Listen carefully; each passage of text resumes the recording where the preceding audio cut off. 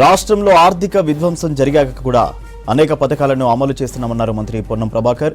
మహిళలకు ఉచిత బస్సు రవాణా పథకం గేమ్ చేంజర్ అన్నారు. బీసీ రిజర్వేషన్ బిల్లు అసెంబ్లీ ఆమోదం పొందడం ఆ శాఖ మంత్రిగా తనకు సంతోషం కలిగిస్తోందని చెప్పారు. 10% ఈడబ్ల్యూఎస్ రిజర్వేషన్తో 50% సీలింగ్ ఎప్పుడో క్రాస్ అయిందని చెప్పారు.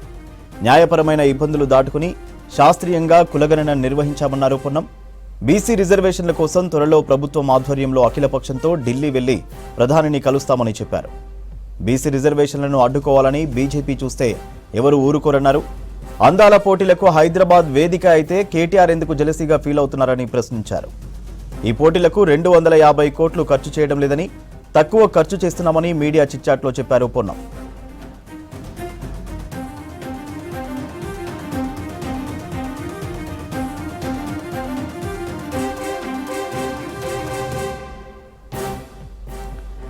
రాష్ట్రంలో ఆర్థిక విధ్వంసం జరిగాక కూడా అనేక పథకాలను అమలు చేస్తున్నామన్నారు మంత్రి పొన్నం ప్రభాకర్. మహిళలకు ఉచిత బస్సు రవాణా పథకం గేమ్ చేంజర్ అన్నారు. బీసీ రిజర్వేషన్ బిల్లు అసెంబ్లీ ఆమోదం పొందడం ఆ శాఖ మంత్రిగా తనకు సంతోషం కలిగిస్తోందని చెప్పారు. 10% ఈడబ్ల్యూఎస్ రిజర్వేషన్తో 50% సీలింగ్ ఎప్పుడూ క్రాస్ అయిందని చెప్పారు.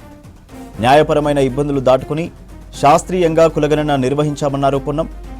బీసీ రిజర్వేషన్ల కోసం త్వరలో ప్రభుత్వం ఆధ్వర్యంలో అఖిలపక్షంతో ఢిల్లీ వెళ్లి ప్రధానిని కలుస్తామని చెప్పారు.